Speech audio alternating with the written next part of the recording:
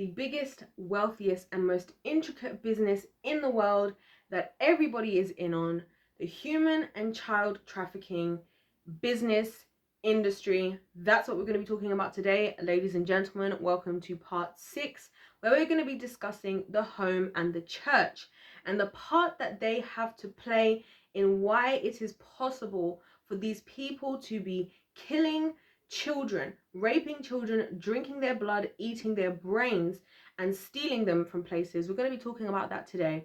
Now, this is part 6, the final part of the 6-part series that we're doing, and it's all based on a story, or rather the story shared by a young woman by the name of Ali Carter, who was a victim of child trafficking. She got to the place where she actually ended up being sold to be abused by even people who are currently sitting in office in presidency as we speak right now, and other people who some people in society have trusted up until this point. And so what we decided to do, or what I've decided to do, is break this all down into 6 different parts, and in each part I've been explaining to you guys how every single level of society is working together to enable this to happen. And we started with the top, the people we don't know, who are like, you know, the Freemason Illuminati kind of area, the devil up there. Then we moved down to the elites, the world elites, celebrities, people who own massive organizations, very rich people, the government.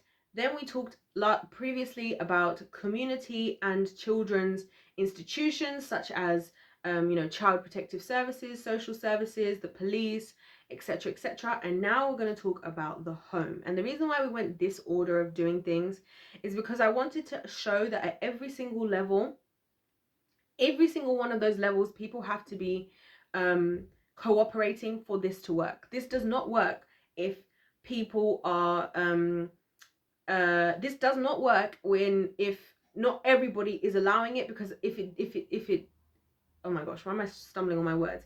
Because if they weren't everybody helping it along, then at some point things would get found out and things would be stopped. But it's like, we all know about this child trafficking stuff, we all hear about it, we all know it exists, or even human trafficking as well, but it's just like this thing never seems to be getting solved. So anyway, I've talked about the others. You can check out the other videos. Highly recommend you check those out to understand where we get to here. And today we're going to talk about the home and the church, and we're going to start with the home.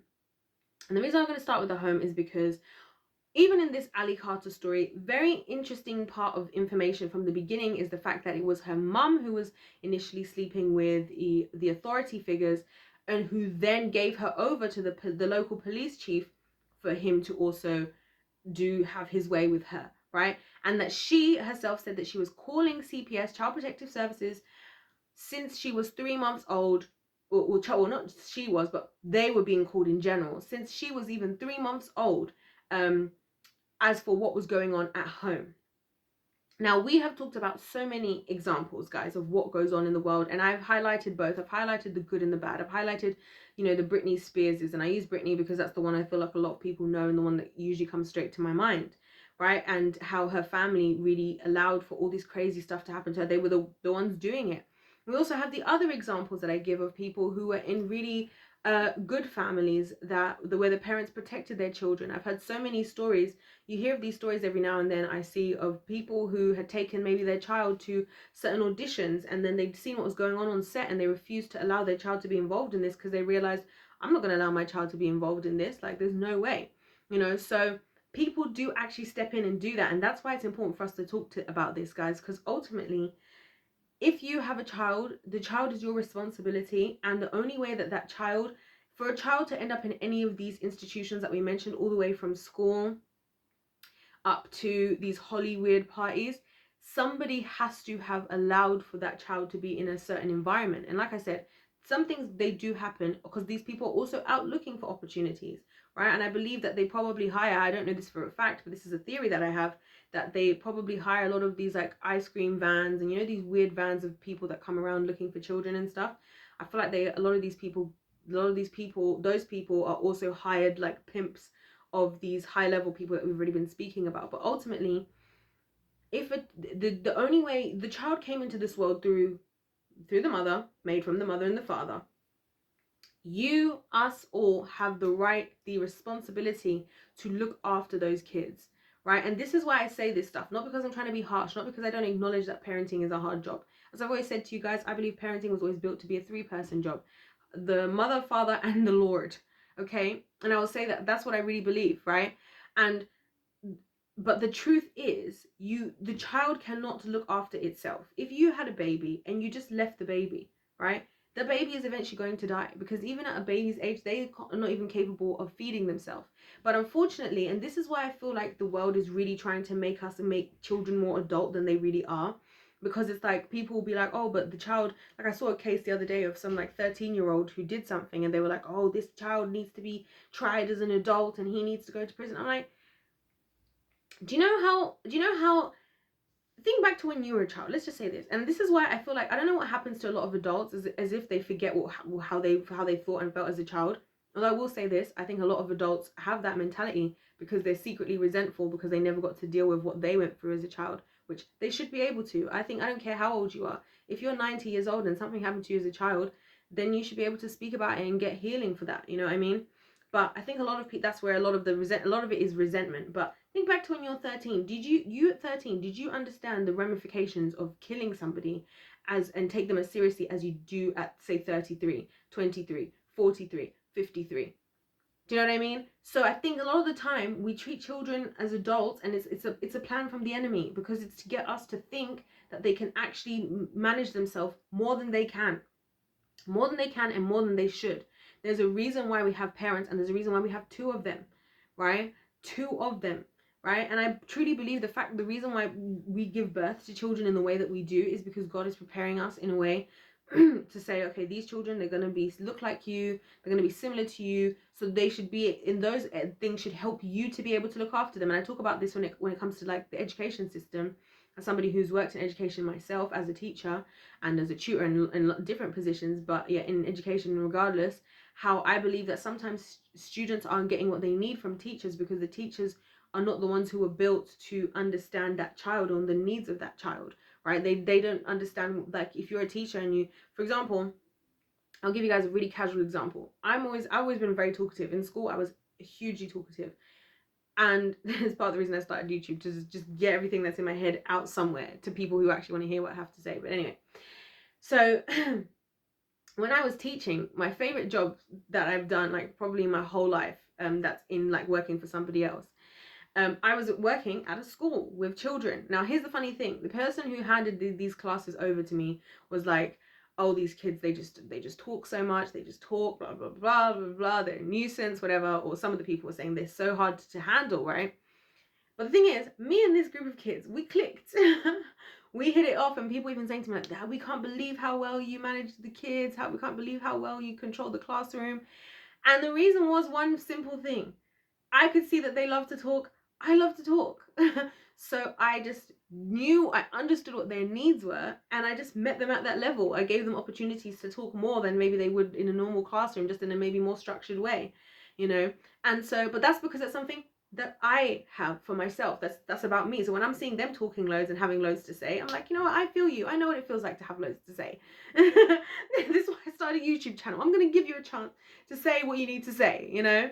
And we're still going to learn, and it was fun and it was great, and we got along, we hit our targets, you know, as teachers you have specific targets you have to hit with pupils and stuff like that. But and it was amazing, and I enjoyed it as well because I was with kids that I understood, and although it was a bit chaotic, I was okay with that, because for me that's part of my personality, which is why I believe that if my child comes out and is talkative, right, if a teacher tells me my child's really talkative, I'm not going to be like, oh no, you need to stop talking, because I know that's part of their personality. I'm going to find a way to swerve that and be like, okay, this is how mommy learned how to do this, and this is the things I think about in preparation, you know, to be a parent myself, because this is what I was built to do. And when I give that responsibility over to somebody else, they might treat me like how a lot of teachers treated me. They were like, oh, she doesn't really care about school, she's like this. But a lot of the teachers who could see that I was just talkative, they would just work with me and they would work around it, and I got the help that I needed, you know, in school, and I was still able to do pretty well in the end. They didn't like make me feel bad about it, but a lot of kids face those types of things in school. So it's not even just to do with all of this Ali Carter stuff and the trafficking. It's about the fact that I really truly believe that we were gifted as a parent with the there's tools that this child's going to come out somewhat like you, and you or your husband, which is also why be very careful who you have children with. Then again, it's another thing that we face in society that's unfortunate today. There's a lot of children who are facing hate from their parent because they look like the other parent. I've heard so many people, you know, say who come from like single parent households or a single mother household, say like how their mum always used to say to them, oh, like, you're just like your dad, you're going to turn out like your dad, you know, all that resentment. These are the things that, like, yeah, maybe they are like their dad, but that's because you had that, they're partly like their dad. So it's either that you or the dad, or both of you really should be helping them to, you should have already worked on those things yourself to then be able to help that child if they face the same things. But, you know, just being horrible to them or expecting them to know things that nobody's taught them, or just throwing them away into the school system that's involved, it's got underground tunnels where they're trafficking children, is not the solution. And so that's why I say this stuff, not because I'm just trying to be out here trying to be harsh at people. I feel like when you talk about certain groups of people, people get very, very sensitive, and teachers and parents are two of those subjects. Teachers I can speak on because I've been a teacher myself, so it's like, don't even come for me, because I've I've been there, okay? And the ages I was teaching was like young children, not like older, like whatever. I was teaching I was teaching like 8-year-olds and like 9-year-olds. I was teaching like 6 and 7-year-olds, and then like 9-year-olds, okay, and 10-year-olds. So it was crazy, but it was amazing. But so I get it. Look, it's not that I'm not, and I want this to be very clear before I continue on, actually, that I'm not trying to undermine the level of the difficulty of those jobs, and I'm also not trying to undermine the stress of those. I feel like I just basically said the same thing. But because they are that stressful because of how important they are, because of how much influence that actually is. Children don't, I've heard it said so many times, children don't listen, they copy, right? That's why so many parents, you see all these cute videos like on social media where a kid just says something that they clearly have no idea what that thing means at all. And it's like you can tell exactly what they hear their mum talking about or whatever, because that's what children do, they copy. That's also why with children, they're really good at learning languages really quickly. At that point in their life, that's where they're just copying and they're just taking in information. So I say all of this stuff to say that we have to take the responsibility. You taking responsibility, or us taking responsibility, it doesn't mean that anybody's expecting anybody to be perfect. But the other alternative is this Ali Carter situation, you know, where no one's taking accountability. And guess who will then take that opportunity? It's the enemy. It's Satan. He wants the opportunity to take the children for all the various reasons we've already discussed, you know. And so that's why the home really, for me, is the most important of all these areas, because all those other areas, this is why for me, I talk to you guys all the time about homeschooling and how I've been preparing my homeschooling. I've been preparing how I'm going to do this. And again, because I've got teaching experience, I've taught children as well, and whatever. And the degree that I have, it's very easy for me to come up with like lessons and stuff. And one of the things I would do if I was ever like, you know, some kind of political place, is I have a whole bunch of rules that I would put into the government to help with things like with children. So for example, maybe you don't want to be like me and homeschool, right? But and be the one who's coming up with the like curriculum to homeschool your children and stuff with. But maybe I think the government should offer support to parents who want to do things like homeschooling, so they can have ways to do that. You know, I think there should be more ways that parents can be interactive with the education system, and I have a whole bunch of ideas about that, which we won't talk about today. But nevertheless, my point is that we have to be active players in the lives of children. You know, at the end of the day, sex is one of those things that is like the least accidental thing that happens. You might accidentally get pregnant and not intend to, or impregnate somebody and not intend to, but the process of that happening is one of the least accidental things. And I just want to clarify something as well, because we talked about this Roe v. Wade stuff as well in abortion. That I found out that in the United States, the amount of abortions that are actually being done because of, you know, rape or all these other things, reasons that people have, is less than 1.5% of them. So just remember that as well. Just throw that out there. So I say all of this to say, guys, that we have to take responsibility, right? And if your life is in a way where you can't do that, you have to change something about your life. And this is where church and God comes into it. Because this world that we live in, and I talked about this before, and this is going to feel like such a full circle moment for what we talked about in the beginning, right? this world that we live in, it's built for us, it's built to destroy us, and it's built for destruction on purpose. I talk about all the time how it's really fascinating to me that the school hours, okay, we'll talk about the UK, right? In the UK, school hours typically are like kind of 8:30, 8:50 is when school starts and finishes like between like 3 and 4, right? But however, most adults are working 9 to 5s, right? 9 to 5s or even later. So it's already unrealistic for a parent to drop their child off at school and then pick them up at the end of the day, which means they're already going to have to find a way to make this work, which is why so many parents are paying for childminders, this and that, and all these other institutions that we already know are problematic based on what I was just talking about, right? In the last video. Why do you think that's been done on purpose? Why do you think they make it so easy to go to send your child somewhere that you don't understand and whatever, but then it's so difficult to do the alternative? How come it's not normal for workplaces? Like, notice how easy and quickly it was for us all to work from home when the time came. When the time came for us to need to work from home, all of a sudden we knew how to work from home. All of a sudden businesses could keep their staff in half the time of the week. So we could have been doing this if that was a priority on a governmental level, that they wanted to make sure that parents could be around or in enough time, then that would be done. How come it's not written that if a parents can change their hours as well in order to help? Even if it's just that, even if it's just literally that parents' hours work outside the hours of a child's school schedule, right? Even if it's just as simple as that. Right? Why is it that those are the types of things are not there? Because it's for our things to be destroyed, right? So that we look at the world and everything's just destroyed, destruction and panic and chaos. And then you go over here in the kingdom of heaven and God's like, listen, and this is where faith comes into it as well. Because God's like, listen, if you want me to step into this, you need to, I'm going to give you another option, and it's not going to be the typical option of what everybody else is doing, but you're going to have to trust me to do this, to provide for you, and it's going to be better off. And you see this a lot. I talk about this and I always use this family as an example. If you haven't heard me say this before, you haven't heard of them, check them out after this video. They are called Our Tribe of Many. A man and a woman, right? They have 11 children. 11 children. And they both work. He works, he's full-time in ministry and as a pastor in church, but he also has his own business, a financial advisory business. She has a YouTube channel and she does all the like content creation, etc. She homeschools her children full-time. All the children. Her oldest children even went to college earlier, were doing like college level maths at like 14 and 16. It's something ridiculous.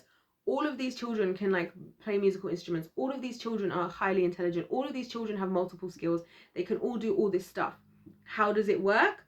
I'll tell you, because they keep God in the picture. And if you talk to her about her story, about even how her YouTube just started and how it blew up and everything, a lot of their story, it's miraculous. The fact that even their marriage, they still make time for each other. They take the family away to Kenya like once a year for like a month.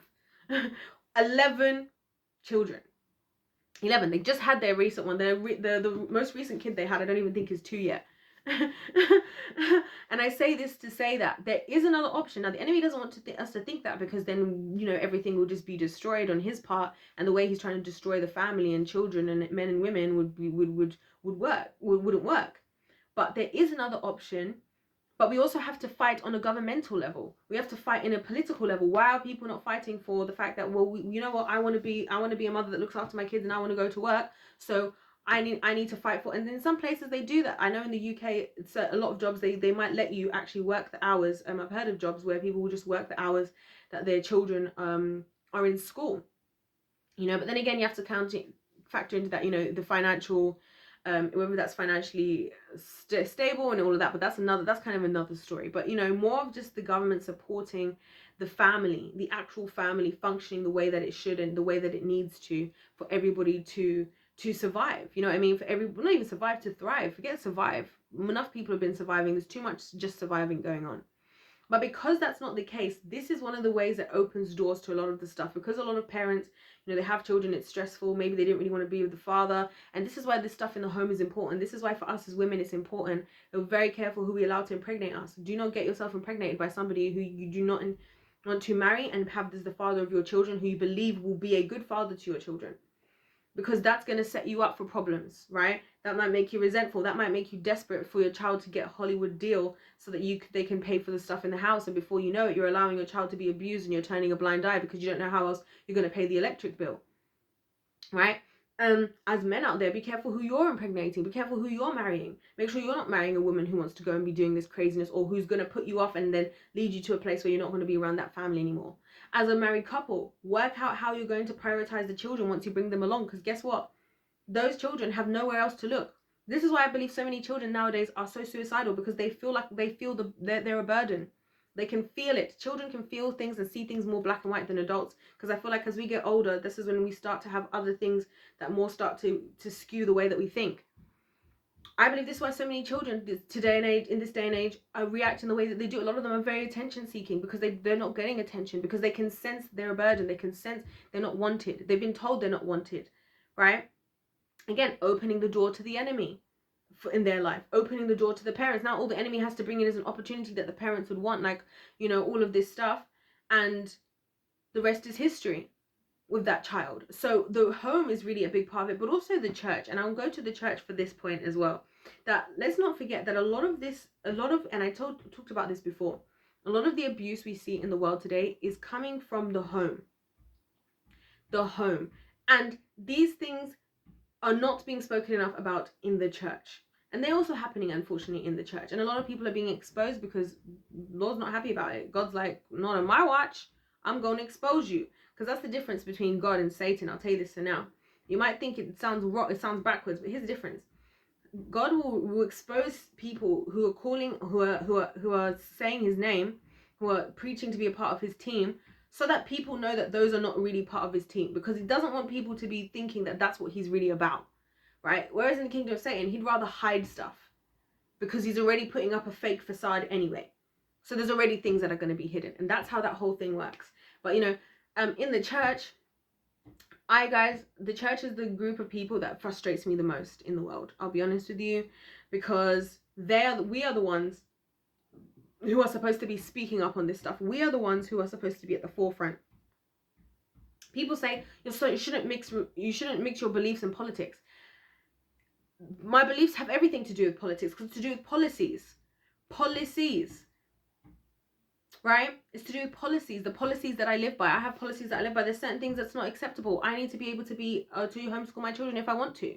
That might be a political issue, right? I want to be able to, if I want to go and be in my own church building and do what I need to do, I need to have the right to do that, right? There's a lot of things. So this is also included in politics. This is another ridiculous thing, but unfortunately, even in the church, and I'll be honest with you guys, like, just know this, right? The Bible says, I'll say this on the note of the church, that you shall know them by their fruit, right? The fruit is what tells you, not the person, not what comes out the person's mouth, right?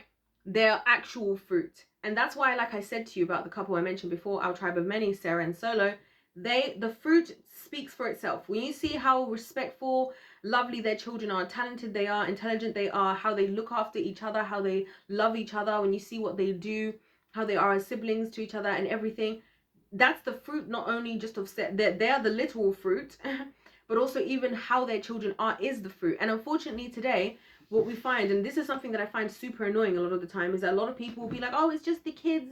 Like, we find this a lot, especially like for me, who comes from African background, and a lot of backgrounds are like that. They'll be like, oh, you know, the kids, I don't know what happened to them. I don't know who they've been hanging around. It's like, so when a child is good manners and good this and that, we instantly go, oh, you must have had such a great upbringing. And it always fascinates me how people don't say the same in the reverse. Like, you don't see somebody who's misbehaving and go, oh, you must have had a bad upbringing. Do you see what I mean? And again, it's not an attack on anybody. It's not an attack on any parents out there at all. I pray that the Lord would help, guide, comfort, strengthen any parent who's watching this right now in the name of Jesus. For real, right? But we have to take accountability and responsibility. And that's, for me, how it works with my faith. It's like, okay, you know what? There's many things I need to do, responsibilities that I have. And I know I can never do them perfect. I will never do any of them perfectly. But if I say to the Lord, like, look, God, I want to do this, and I want to trust you to help me to do this. I trust you to guide me in how to do this best, because you know better than I do. Then I'll do it enough that it's what needs to be done. Right? And when I cannot make it up for it, he will make up for it, because he does. And that's what God does, right? And that's why even Ali Carter, funnily enough, sis is a believer as well. Sis is thriving now. Sis is cheer coach, dance teacher. She's at college, despite everything she's been through, right? She's a special needs teacher. All of these things. despite everything she's been through, she's still positive. She's still, because that's how it works over here in the kingdom of light, right? Okay, but the thing is, we have to take the responsibility in the home. For one, if you are hearing something bad is going on in your child's school, you need to pull that child out, and you need to work out what you're going to do after the fact. I'm so sorry to say it like that, but that's the truth. You need to work out what you're going to do after the fact.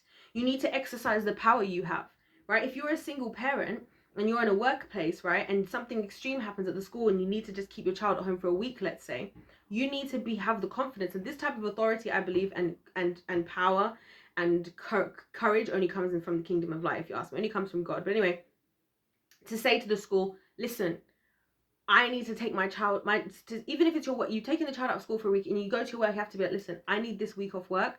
I need to be a mother. This child has nobody else to look after them but me. I cannot afford to leave them in this place knowing what I've just discovered is going on. That's where faith comes into it. And then you say, God, I'm trusting you that whatever happens, and that's how it's different.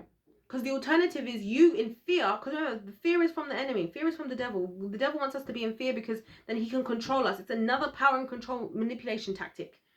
You're fearful of, oh, I might lose my job. Oh, but this and oh, but that. What all so-and-so think. We all care so much about, we're all fearful of so many things that don't make any sense for us to be fearful of. Well, they do in the worldly standards. And that's why I had to group together the home and the church at the same time, because those two things, they come in together. Even the home, historically, if we can be honest, let me tell you about the history of the education in the United States, right? The first reason that people were being taught to read and write is so that they could read the Bible. That was the purpose that the forefathers and everybody came with in America for that. Prior to that, that teaching was done in the home by parents. Parents were the ones who teach their children. That's why you have these trades that would go for generations and generations, where they'd be taught to be carpenters, they'd be taught to be tailors, they'd be taught to be, that's why I have all the Smith names and the Taylor names and all these things. That's how it used to work. You would be taught by your parents and you would continue that thing on. Maybe it's sewing, maybe it's gardening, farming, whatever it is, right? And you continue on. Now the Industrial Revolution flipped everything, because it meant that people were now getting hired. That's where we threw out seasons out of the way, because remember, we used to have seasons. Things were done in seasons. You have seasons where you're planting, which is just how life is, and also how God talks about how life is, that there's a season, a time for this and a time for that, right? We had seasons. People did what they needed to do in the season. There were seasons where you rested. There were seasons where you were spending a lot more time working. I also think that helps a family dynamic in so many ways, because if you have times where you as a family are all doing less, you as a couple can spend more time together. You as a family of children can spend more time together. Referring back to our tribe of many again, they do stuff like this because they're in control of their school system. The mum sets up a curriculum of when they're doing the stuff. They choose when they're going on holiday. They don't have to try and beg an employer who doesn't really care about them that they need a mental health day, because stuff like this is real. Sometimes you need a day off. And it's not because you're thinking about unaliving yourself all the way, but you're really going through it and you need just a day to regroup, right? These are the things we don't have in society today, and these are the little things I feel like that work together to destroy the family. And the people who always lose out the most is the children, because when we're in a state of panic and survival, people become more selfish. And that's why there's a lot of self-preservation going around. There's a lot of men trying to justify their selfish reasons, a lot of women trying to justify their selfish reasons, and there's a lack of people focusing on the children, which is exactly what the enemy wants, because he wants to take our attention away from the children, because that's who he really wants to get to anyway. And while we're all complaining and upset in self-preservation mode, the children are open for attack. And that's where the church has to come into this, and the church has to stop and say to ourselves as well over here that, like, what are we doing about this? What are we calling out? What movements are we doing? What are we saying no to in this world? How are we fighting back for the children and saying something? I mean, I heard of this this Pope, I think it was not Pope, this priest who stopped Nancy Pelosi. He was basically said to her that she can't do communion. She just said she can't do the communion because he feels that she's in a state of sin at the moment, based on the fact that she's all for, the killing of children via abortion. And I was like, finally someone's stepping up and doing something, because this is what it's supposed to be about. This is what we're supposed to do. And so, like I said, there are so many things that go on in the church as well, guys. You shall know them by their fruits. Look, the fruit tells you everything.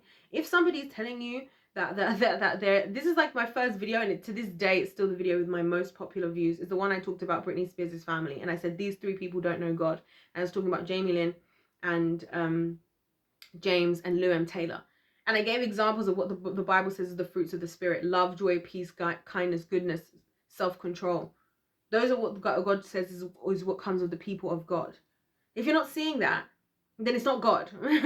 And if you're somebody who's in the church or is claiming to be, then maybe you need to repent. Maybe you need to speak up. Maybe if you know that your pastor, your pope, your preacher, whoever, or somebody of your family members is doing something, maybe you need to do something about it. Maybe you need to address that person.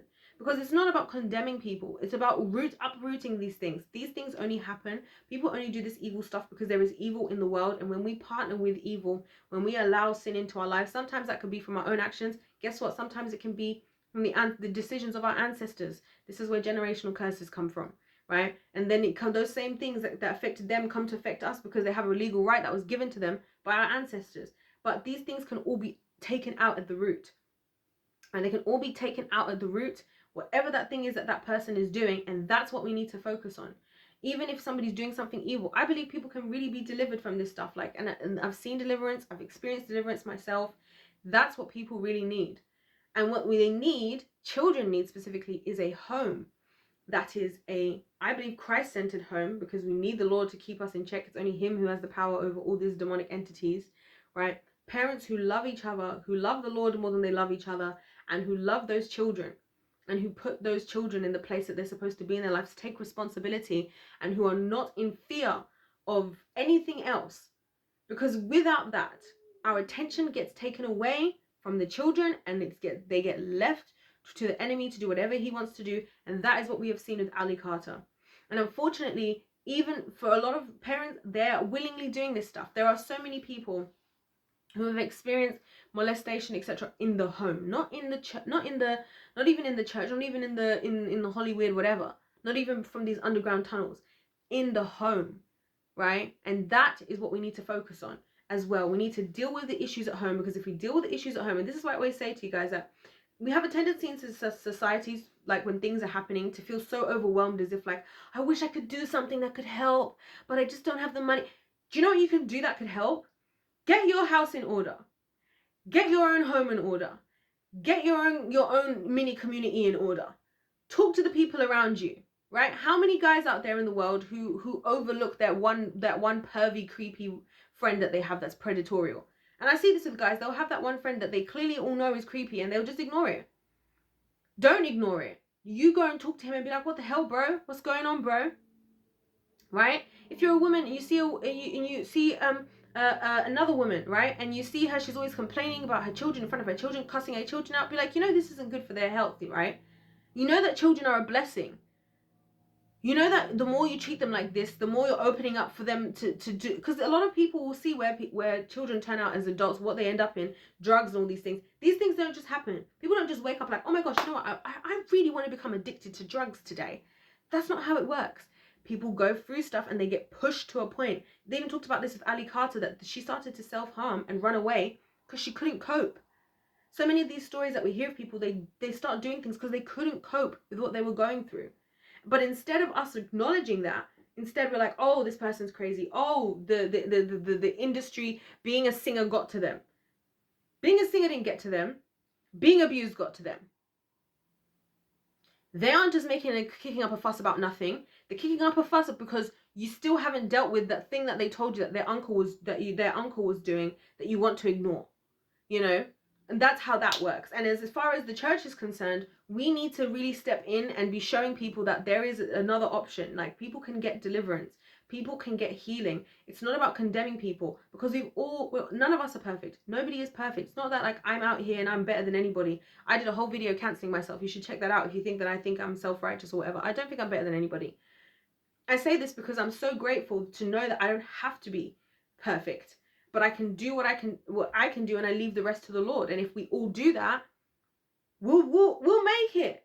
We'll make it. You know, we'll make it. So anyways, that's going to wrap up this whole series of everything, explaining what's going on here with this whole business, how this child trafficking thing happens.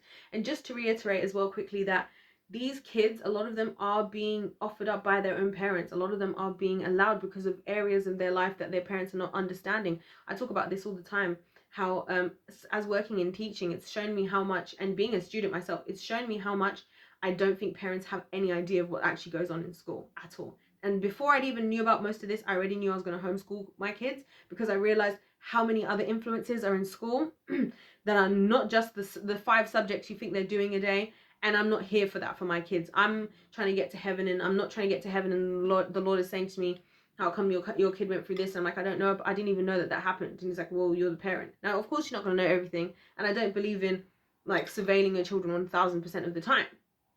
What I do believe in is doing your very best and giving the rest to the Lord. So I hope this has been helpful, guys. We need to really speak up about child trafficking. Please, if this is the first video you've watched of this series, check them out from the first and watch all the way through. If you have watched all the way through it, let me know. I'll be so curious to see who's made it all the way through. I feel like I've talked for so long. But it was important, and it's important to discuss this stuff, you know, because this is real, and this is how it happens, and this is how it happens at every level. And I hope you can see that every single stage that we've spoken about, without the other stage, that wouldn't exist, right? Without the parents allowing their not knowing what's going on with their kids, not taking accountability, not taking responsibility, then excuse me, well, sorry, without the church doing their job, which is to declare the words of the Lord, to help people, bring people into, to share the good news of Jesus Christ and whatnot, then the home isn't in the state that the home is supposed to be in. If the home is not in the state it's supposed to be in, then the children are victim and are open to the influence and the abuse from the systems in the world, in the children's ones and community ones. If those systems also are going to comply along with that, then they open the door for, you know, the government and things, and they are protected by the government, and then the government, they protect the government, and the government protects them. That enables the elites to get away with what they're getting away with, and ultimately that's all a part of those who are at the top, which leads Satan at the very beginning. And we know that the Bible says he only came to kill, steal, and destroy. Jesus came to give us life and life abundantly. Are we going to wake up? Are we going to take this seriously? Are we going to acknowledge that this is clearly a spiritual battle? This is clearly the only way this works, is because all these people are involved. The only way this works is because we want to continue to ignore the things that are out there. We need to protect the children now more than ever. The attack on the children is crazy. You see it from Disney. You see it from everywhere you look, really. Even on social media, the things that people are doing on social media. I'm not even going to go there. No, actually, I will go there because it's part of this subject. I was watching a video. I was watching a video, and this guy was talking about how him and his wife decided to start putting less videos of their children online, and he was explaining that the reason for that is he started to track where the views were coming from, and he said how a lot of these family channels who post like pregnancy videos and newborn videos and stuff, he was saying how he noticed that a lot of those videos on YouTube and stuff, they'll get millions of views, but then he would track where they would come from, and he would find these weird locations, and he would also find that this content that people are posting as like family content, mummy content, and all this online is being used even on, you know, adult websites for people. Like, this is what people are using this stuff for. It's being sold for adults to use in ways that adults shouldn't be using this stuff. So when I say all this stuff, guys, it's not because I'm trying to be like make anybody feel bad. I'm not trying to rain on anybody's parade, but it's like when you learn about all this stuff, the stuff I've spoken about, the stuff I'm speaking about now, I hope that you'd more want to be able to know so you can do something about it than be ignorant of it and then be shooting yourself in the foot years later, like Paris Hilton's mum, who was like, oh, I didn't know this was going on. And you could tell. And that's why even for me, I'm a bit funny with her even till now, because it's like you can see she doesn't want to accept what happened to her daughter because there's nothing she could do because she wasn't there, right? But this is what happened to Paris, and this is Paris's story. And so instead of having to be in that situation, would it not be prefer the uncomfortability of dealing with the situation head on, and at least believing your child, believing the children, and protecting them, you know, rather than having to be after the fact hearing? Because eventually a lot of these things, I really believe everything that's in the dark will always come to the light, and I really believe we're in the judgment season of the Lord, and I think so many things are going to be exposed, you know. And so with judgment, there's always a good side and a bad side. You have the people who gain and who will thrive because they planted good seeds. They will reap the good fruit that they planted. A lot of people who've done negative things, all these people, I believe, you know, are really going to be brought to justice as well. And that's why I'm grateful to share this message with you guys. Also to let you know, also so we can be aware, also so we can share the news. Also, I just want to say a quick prayer. Oh Lord, I pray that you protect Ali Carter and anybody else who's watching this, frankly. Anybody who's going through this type of stuff, Lord, send your angels to look after them. In the name of Jesus. God bless all of you. Thank you for watching this. Whew, that was a long one. Other than that, guys, God bless all of you. Don't forget to subscribe. Don't forget to let me know your thoughts in the comment section down below. And don't forget to like. God bless. I think I said that for like the 5th time, but that's just how much I want God to bless you, okay? And I'll see you in my next one. Goodbye.